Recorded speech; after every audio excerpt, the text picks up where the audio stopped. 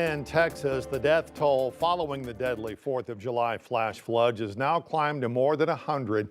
Rescue workers continue to search for those who remain missing as new questions are being raised about why campers and residents were not warned sooner about dangerous conditions.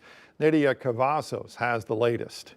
In Kirk County, Texas, efforts to locate those who remain missing in the wake of the deadly weekend floods continue.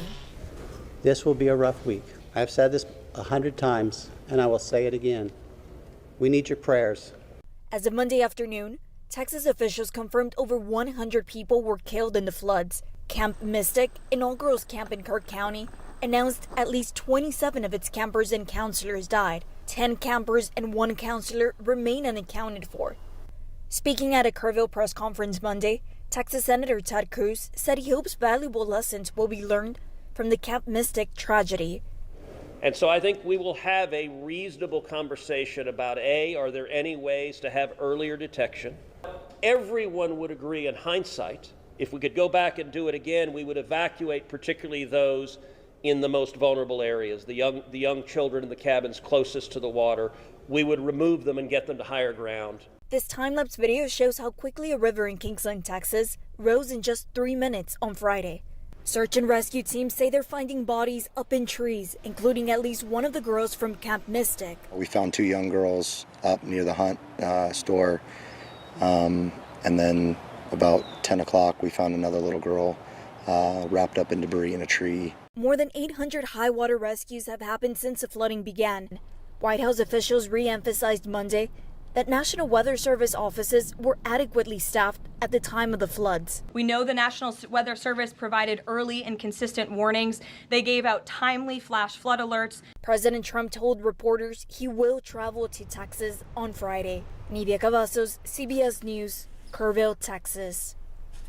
NOAA did release these images showing the persistent rain that triggered the flood over the weekend. At the peak, some areas got as much as 20 inches of rain in just a matter of hours. Local organizations have wasted little time sending aid to South Texas. 5 News reporter Claire Everbach tells us about an effort in Fort Smith and how you can help out. There's a lot of lives that are lost, a lot of homes that have been destroyed and businesses. Tammy Novachinsky, operations manager of Ernie's Truck Repair in Roland, is leading an effort to help flood victims in South Texas.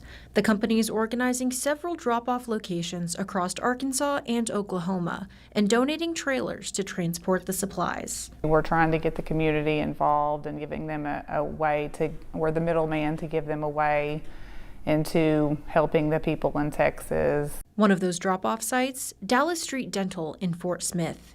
Employees there say they were more than willing to join the cause. I think a lot of people are hurting right now, and it's a hard thing to go through. And I think if we're able to, we should help. The team is asking for a wide range of donations and suggests focusing on essentials for families, pets, and cleanup. We're just trying to collect any donations we can, toiletries and baby items, dog food, and we'll load the truck and take it down there. Novachinsky says everything must be new and unopened, and they're looking for items that will make an active impact. We're looking for non-perishable food items that are not expired and just new items that are in unopened packages, clothing, new. We don't want to take a bunch of used stuff down there. Toiletries, tools like shovels, gloves, heavy-duty gloves, first aid kits, just things like that that would help with disaster relief, with cleanup and recovery. This isn't the first time the company has stepped up. They also delivered items during Hurricane Harvey and Hurricane Milton in Florida. And as recovery begins in Texas, Novachinsky says it's important to stay aware of the loss and hardship many are facing. We just need to pray for the people that are down there. They're hurting, and we just need to keep them in our prayers. Was Claire Everbach reporting. Now the plan is to deliver supplies next Friday with donations due by this Wednesday. Developing today in Sallisaw, Stacey Drake learned when he will stand trial for capital murder. Jury selection is now set to begin September 18th. He's accused in 3 murders. Prosecutors will try to convince jurors that Drake shot and killed Tara Underwood and Taylor Sharp at LaFerry's Propane near Gans in June of last year. He's also accused of killing Philip Emerson in Canadian County, Oklahoma. All 3 murder cases will be tried in Sequoyah County Court. Also developing today in Fayetteville, prosecutors have upgraded charges against Jacob Kraus to capital murder. He's accused in the death of a 4-month-old infant. He was originally arrested and charged with first-degree battery after an infant was hospitalized with critical injuries about 2 weeks ago. The charges were upgraded after the child died. Kraus remains behind bars tonight on a $15 million bond. A family of 8 trying to figure out now how to put food on the table after all of the EBT benefits were stolen from their account.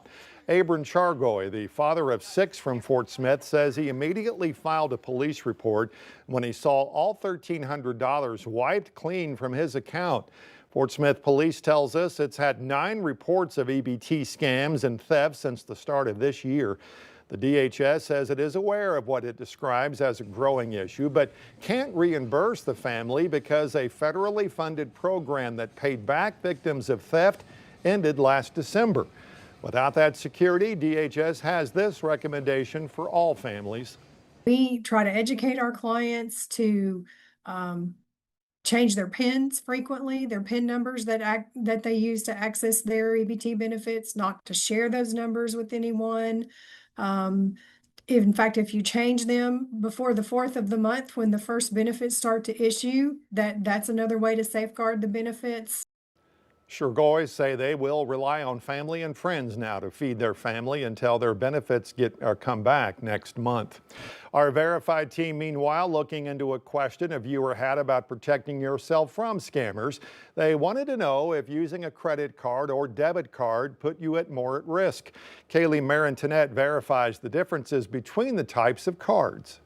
Restaurants, ball games, those card-only signs are more common than ever. And if you have a debit card, you're used to punching in that PIN.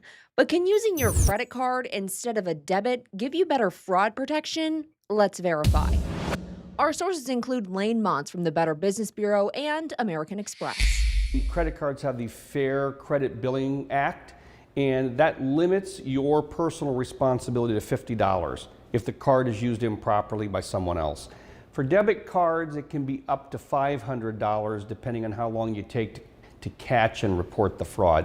American Express shows that when you select debit for your card, it pulls automatically from your bank account, which means scammers can also pull right from your account.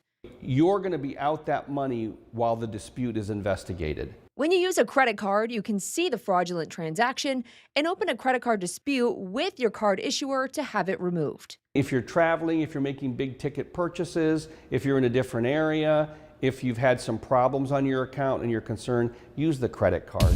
So while banks do have some protections for debit cards, we can verify, yes, using a credit card instead of a debit gives you more fraud protection. We're just hours away from one of the biggest shopping days of the year, Amazon Prime Day. The online retailer offers many of its biggest summer sales on the annual shopping event. This year, the sales also set to last longer than ever, 4 days, doubling the 2-day sale Amazon did last year. The deals officially start at 12:01 tomorrow morning.